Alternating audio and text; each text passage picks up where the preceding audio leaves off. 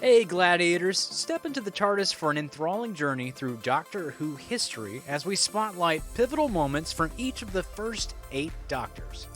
Brace yourself, guys, for a saga filled with whimsy, enigmatic beings, and the ageless mystique of each Doctor.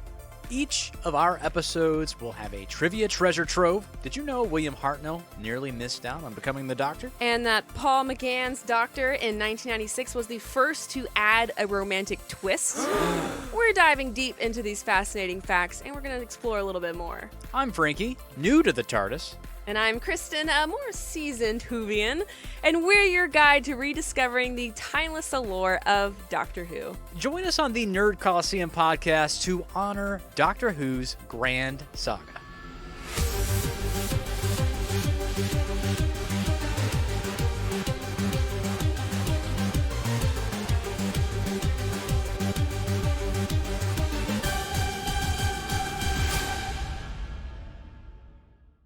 Welcome, everyone. We are so excited to be diving into the wild world of Doctor Who. So for those of you who aren't familiar with Doctor Who, where have you been? It is a British television series that has been around since 1963, and it centers around the Doctor, who is not a doctor at all, but a Time Lord who travels through time and galaxies in his time machine called the TARDIS. Frankie, quick pop quiz. Do you remember what TARDIS stands for? Let's see. Time and relative dimensions in space. I've taught him well. I myself have been a huge fan of Doctor Who over the years, and I've recently introduced Frankie to the revamped Doctor Who series that started in 2005. However, neither of us have ever taken the time to watch the original Doctor Who episodes that started back in black and white in 1963.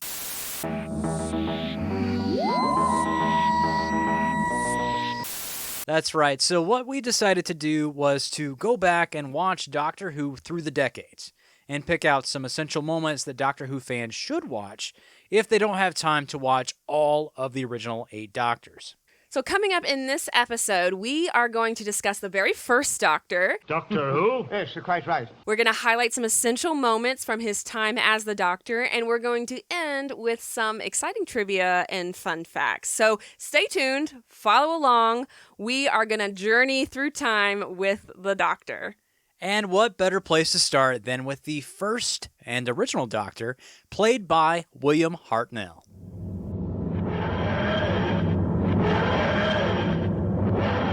Sporting a tweed jacket and a twinkle in his eye, Hartnell's Doctor was a mysterious and occasionally prickly character. You're in no position to threaten us. I don't make threats, but I do keep promises. And I promise you, I shall cause you more trouble than you bargained for if you don't return my property. Shrouded in a mysterious presence that hinted at a complex past. Have you ever thought what it's like to be wanderers in the 4th dimension? Have you? To be exiles? He exuded a mix of warmth, authority, and a touch of whimsy, setting in the foundations for the many incarnations of the Doctor to come. Where did you get hold of this? My fiancée. I see. You're what? Yes, I made some cocoa and got engaged. Kristen, what did you think about the first Doctor as we went through all of these moments? So I know he's the original, he's the OG, he's the one that sets the stage for everything, but I wasn't actually a huge fan of his. I know, I don't know if I'm going to be alone here. He's fine, he was great, he was very Doc Brown, like from Back to the Future. Oh, great Scott!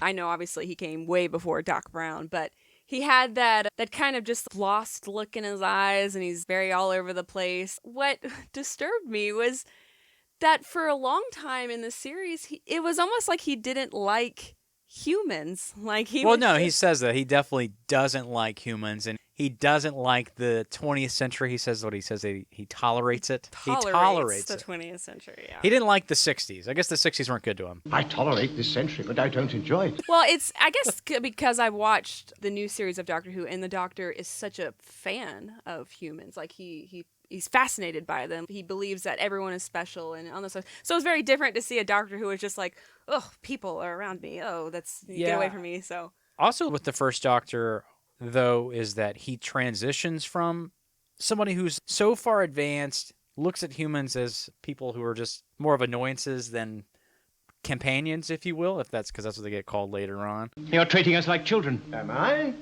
The children of my civilization would be insulted. So I think you see him learn that, and especially the first season with his new human companions, you see him become what a Doctor is typically seen at being in the future. yeah, I agree with that. You definitely see that arch, like where he starts liking the people he's around. He starts to miss them. Like when the companions disappear, he gets a little sad. So I definitely see that. We've all changed. Have I? Yes. Yes, it all started out as a mild curiosity in the junkyard.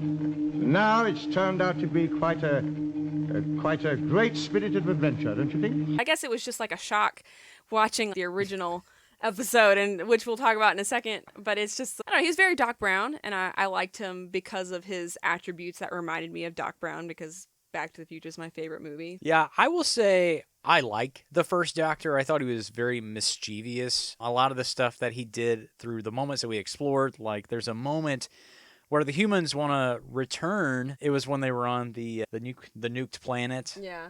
Where we get to the Daleks, but we'll talk about that later. He fakes sabotaging the TARDIS so that they can't leave. This is easily repaired. All we have to do is refill it. We shall have to get some from outside. There's the city. Yes, the city, of course. Of course, we're bound to get some mercury there. Yes, we're bound to. Well, I mean, what else can we do? And so pretty much he's just a Doctor. He wants to explore. He wants to learn more things. And he's got these humans back here. They're playing third wheel to his little family adventure across the stars. And they're annoying to him. Why? I would not be questioned. Uninvited passengers. I didn't invite them to the ship. I shall do what I want to do. I remember reading the first Doctor. He said that he compared his performance as like a Father Christmas type character. Okay, that's fair. Yeah. And that's how he's looked at it. So he is very wise, but yeah, he is kind of prickly because very prickly. he's rough around the edges. What you need is a jolly good smack bottom. I enjoyed him for what it was, but he definitely did not rank up in like my favorite Doctors whatsoever. So with all that said, I think everything else that we want to talk about is going to focus in on the episodes that we have highlighted. So we're going to dive into 4 key moments that we believe should be spotlighted from the original Doctor's time. So let's begin where it all started. The very first episode of Doctor Who. So season 1, episode 1, it's called An Unearthly Child. The first episode of Doctor Who, titled An Unearthly Child, introduces the mysterious Doctor and his time-traveling spaceship, the TARDIS. 2 teachers, Ian and Barbara, become intrigued by their unusual student, Susan Foreman, who turns out to be the Doctor's granddaughter. They follow her to her home and discover the TARDIS, only to be accidentally whisked away into time and space with the whimsical Doctor.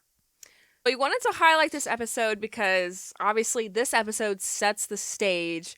This was their first thrilling journey into time and across galaxies. So Frankie, I think there's a lot to be said about the first episode. So why don't you start us off and let us know some of your thoughts. The first episode really, I think, sets up the lore of Doctor Who quite nicely. And that's coming from somebody who doesn't really know a lot about Doctor Who. I haven't really seen a lot of David Tennant's or Matt Smith's or any of the new stuff. So I'm really excited to get there, and I'm glad that we're taking the time to visit the original Doctors first. So with that being said, I found that the original episode set up the lore nicely, and it did it on obviously a very cheap budget for TV. So I think there's a lot of true magic there, because a lot of the stuff that it gets used, it's not a race. It continues to get used in Doctor episodes today. Yeah, and just from a television history standpoint, I mean, this obviously was from 1963, and a lot of the scenes are like really long shots because it's set up more like a stage performance. So that also kind of added to a little bit of the charm of the Doctor having these long moments and that actor getting to really play out these moments. But speaking of the episode itself, I found that when we first meet the Doctor, he's almost like this creepy kidnapper because they get into the TARDIS and he's, oh, you shouldn't have come in here. And then he's, well, I can't let you leave. Father, let them go now, please. And by tomorrow we should be a public spectacle, a subject for news and idle gossip. But they won't say anything. My dear child, of course they will. I'm like, well, what is he going to do? If you didn't know anything about the Doctor, you're like, this guy is about to kill these people to keep his secret. Like, what's happening? Obviously, we know that's not the case, and it was completely different. But it definitely came across as this weird kidnapper moment because they forced themselves into the TARDIS, talking about the teachers. I think that brings us on to the subject of Susan Foreman. This is the first time that you meet the Doctor, but you also learn that he has family and that they're exiled from their planet. It doesn't mention what planet that is yet, but it doesn't say why they're exiled. It's just they've been exiled, so now they're traveling time and space together as a little family. But fun fact for a lot of probably Doctor Who fans is that Susan Foreman, his granddaughter, was actually the person who named the TARDIS. I made up the name TARDIS from the initials, time and relative dimension in space. So I thought that was really neat. Yeah, that was fun.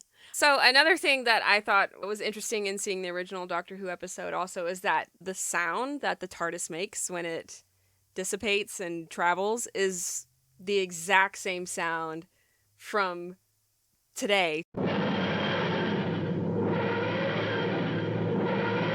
So I kind of appreciated that fact. And that sound is so unique. Like, I cannot even begin to describe what that sound is. It's just the TARDIS. That's just the sound. So in the original episode, you actually get to hear it. And it's the first time it's used, and it's used continuing into today. Yeah, I would say the same with the title song, the intro. So the first episode really gives us a lot. It gives us the Doctor, gives us the TARDIS, gives us the sound of the TARDIS, gives us the main theme song of the show, which is really neat to see in such an early concept episode, because not all series, I guess, if you will, can set up the lore so clearly from the beginning. It usually gets fleshed out season 2 or season 3, but from the very first episode, you know what the TARDIS is, and you're on an adventure in time and space. Yeah, and that was the purpose of the show to begin with.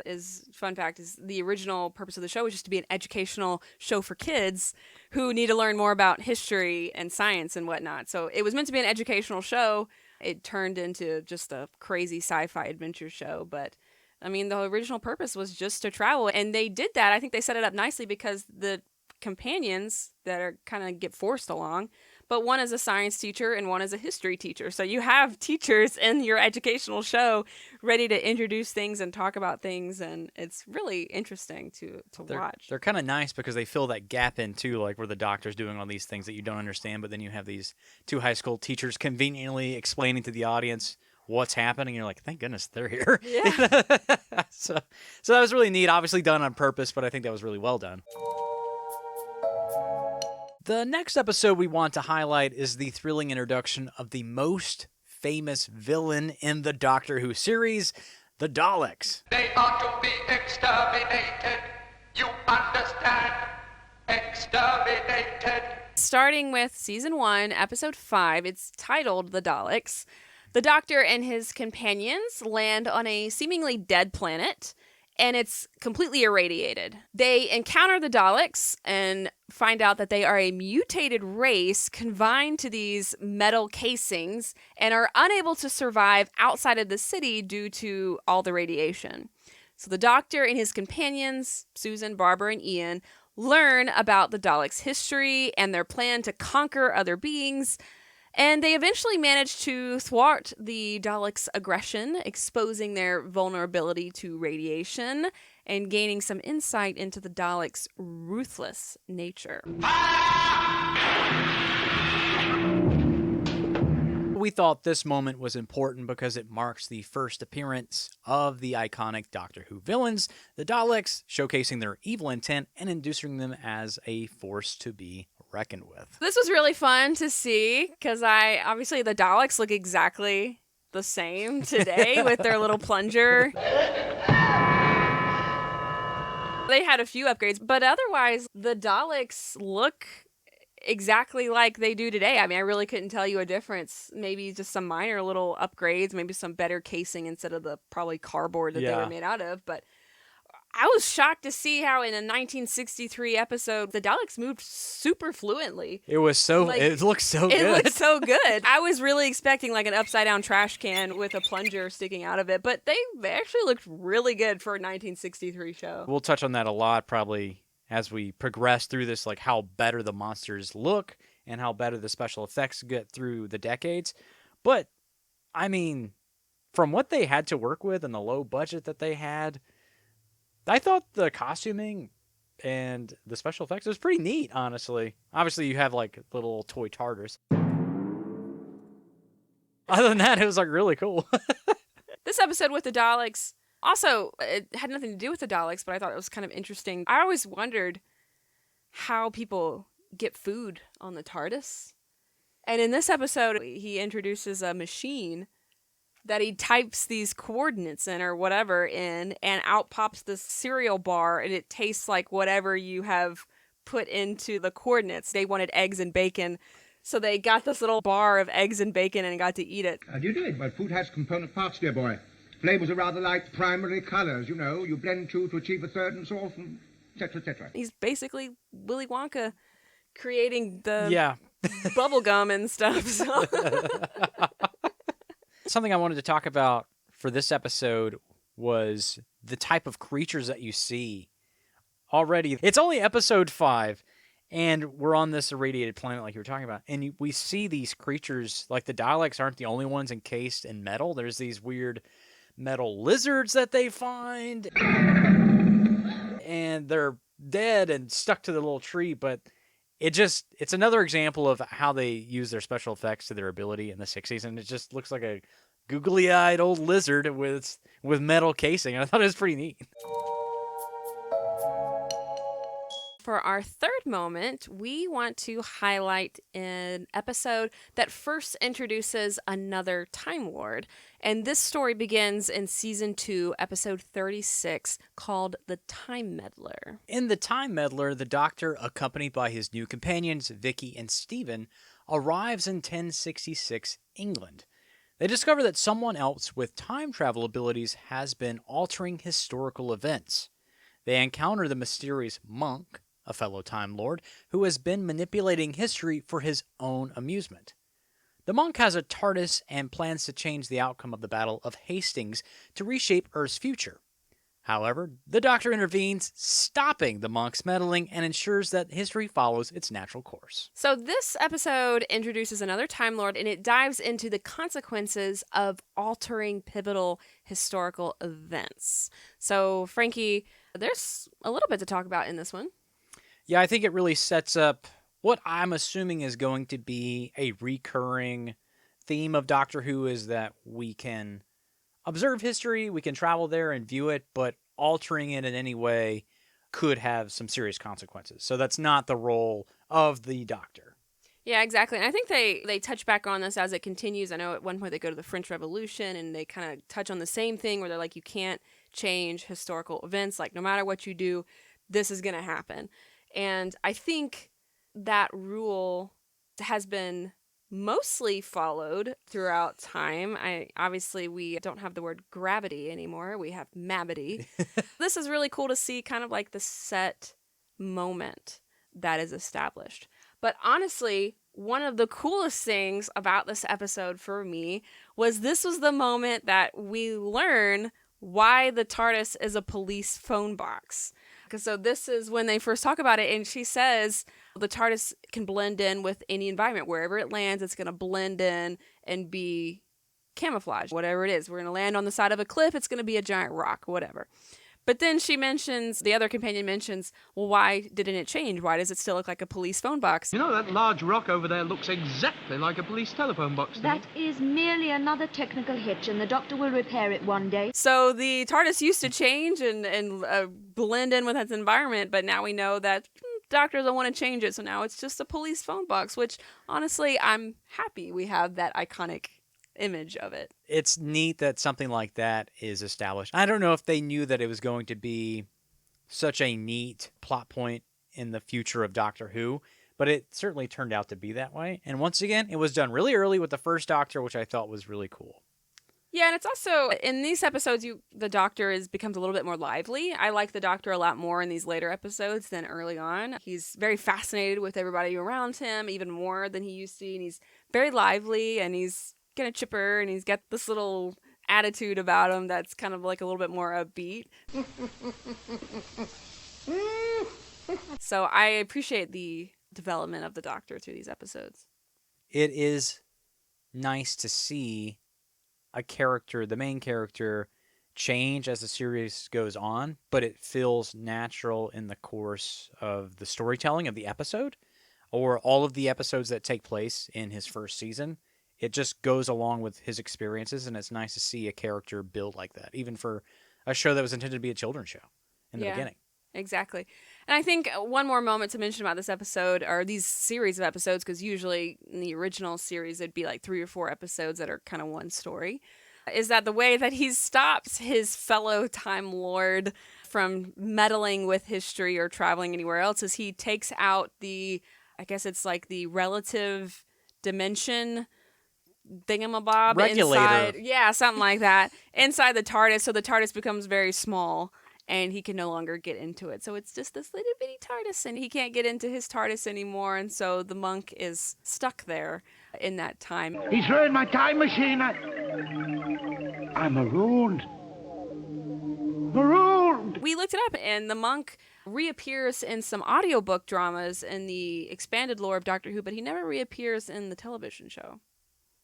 So maybe a future villain? See, we brought the toy maker back. To see me again after so many years.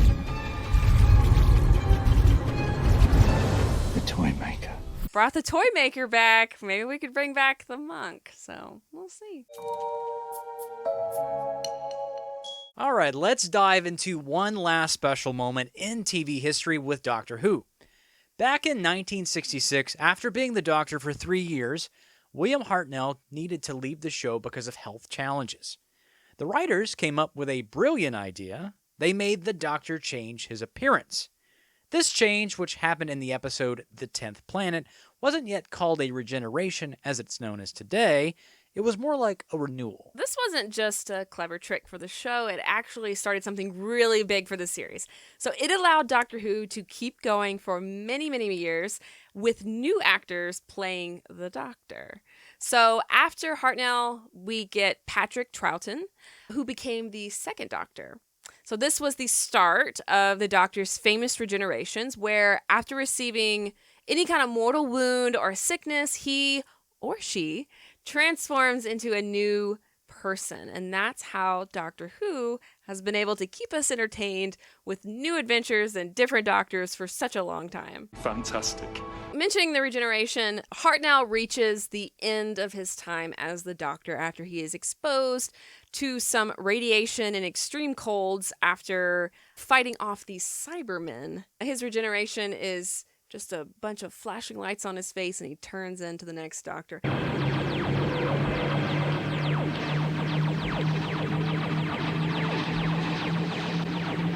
However, William Hartnell's Doctor does reappear later during the 12th Doctor's final episode. The first Doctor's regeneration is revisited at the same time as the 12th Doctor's regeneration moment, played by Peter Capaldi. And of course, William Hartnell had long passed, and the role of the first Doctor was played brilliantly by David Bradley. I think I'm ready now, but I should like to know, are you?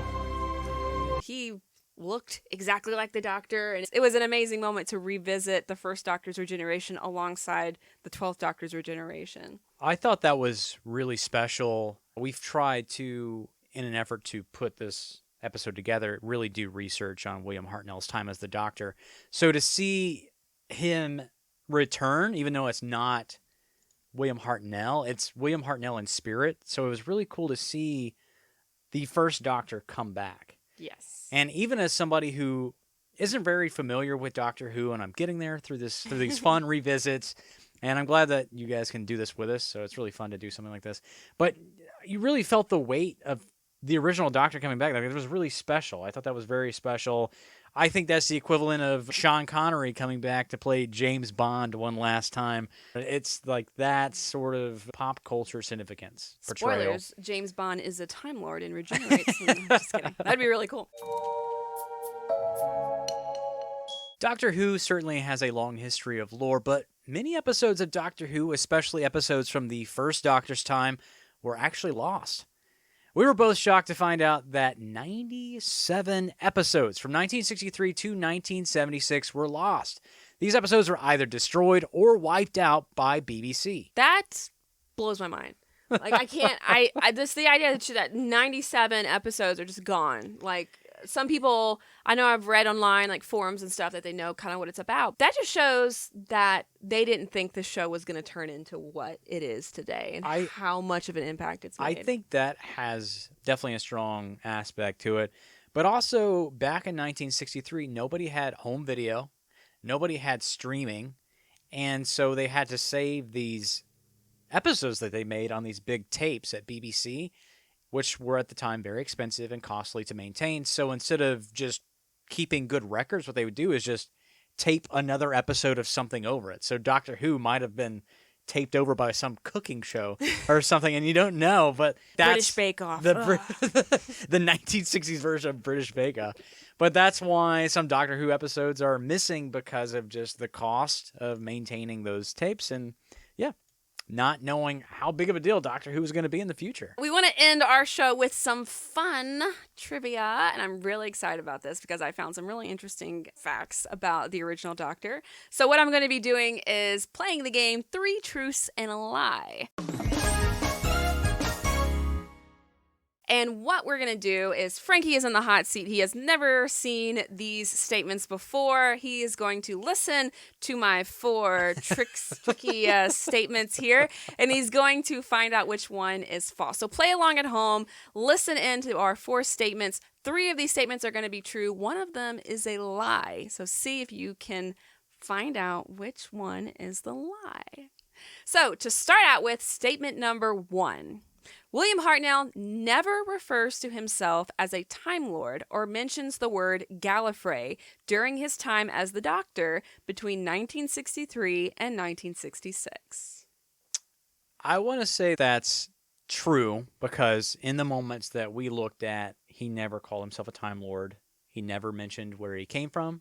They just strictly said that they were exiles, and he left it at that. Okay. So I'm going to say that's true. All right. All right. Fact number 2. William Hartnell was never credited as playing the Doctor in those exact words. Ooh. That's a tricky one. So I want to say in the credits, because I was being a nerd credit when we were revisiting these original episodes, and I think in the credits it does have him credited as Doctor Who, not as the Doctor. Okay. Number 3, William Hartnell was the first to introduce the sonic screwdriver during his 2nd season as the Doctor. Ooh. Oh, as the 2nd season? In the 2nd season, he is the first to introduce the sonic screwdriver. Okay, I'm going to say that this is possibly the false statement, because I don't think the first Doctor had his sonic screwdriver. Do you want to talk about that for fans who are like me, who are new to the TARDIS? So a sonic screwdriver is basically this little tool. It changes its appearance over time, but it is a little tool that's kind of the one fits all for anything that the writers of the show need it to be. So it can unlock things, it can open doors, it can move things around, and the newer seasons of Doctor Who, it can create a shield. So it kind of does whatever the writers need the sonic screwdriver to do. I know William Hartnell had a special ring that he would use to do things with, which I think was the early incarnation of the sonic screwdriver, but I don't think it was ever the sonic screwdriver. So I'm going to say that is what's false, but let's see what the other statement is. All right. The last statement is, the very first episode of Doctor Who aired the day after John F. Kennedy's assassination. Oh. That's wild. I could say that could be true. I think that could be true. So I think my answer is going to be for the third statement, William Hartnell never had a sonic screwdriver at all during his time as the Doctor. That is correct. Yeah! So the introduction of the sonic screwdriver was actually the second Doctor. The Doctor's sonic screwdriver made its first appearance in the series called Fury from the Deep, which aired in 1968. So right after William Hartnell left, the sonic screwdriver was introduced. But the first Doctor still has the really cool ring. So I wanted to go back to the first fact. William Hartnell never refers to himself as a Time Lord or says the word Gallifrey, which is the home planet of the Doctor.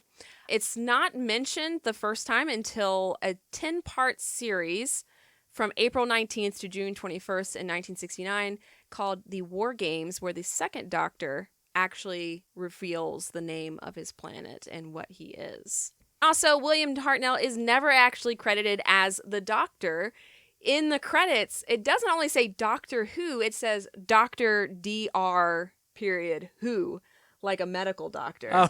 It actually says Doctor Who, it's shortened. So that is how he is referred to. So eventually it does change to the full word out, Doctor Who, but it doesn't actually say the Doctor until the 80s. And fun fact, when the show returned in 2005, Christopher Eccleston was credited as Doctor Who, and it was changed once more to the Doctor at the request of David Tennant, who played the 10th Doctor. And the last fact that we had, yes, it aired one day after John F. Kennedy was assassinated. So guys, I hope you enjoyed our little dive into the first Doctor, the OG. Join us next time as we dive into the second Doctor's portrayal, played by Patrick Troughton. Remember to regenerate that subscribe button and sonic that notification bell. Catch our adventures on your favorite podcasting platforms, YouTube, and anywhere else you love to listen. Spread that Time Lord excitement and let the universe know about the Nerd Coliseum, your hub for all things wibbly-wobbly and timey-wimey in pop culture. Let us know what your favorite moments are from the classic era of Doctor Who. Comment on our social media pages or reach out to us by email, thenerdcoliseum@gmail.com. I'm your host, traversing the vortex, Frankie. And I'm Kristen, navigating the timey-wimey lore and history of the Doctor. Until the next regeneration, stay brilliant. Remember, our destiny is in the stars, so let's go search for it. Goodbye for now, my dear listeners. Believe me, my dear, your future lies with David, and not with a silly old buffer like me. One day, I shall come back. Yes, I shall come back. Until then, there must be no regrets, no tears, no anxieties. Just go forward in all your beliefs, and prove to me that I am not mistaken in mine.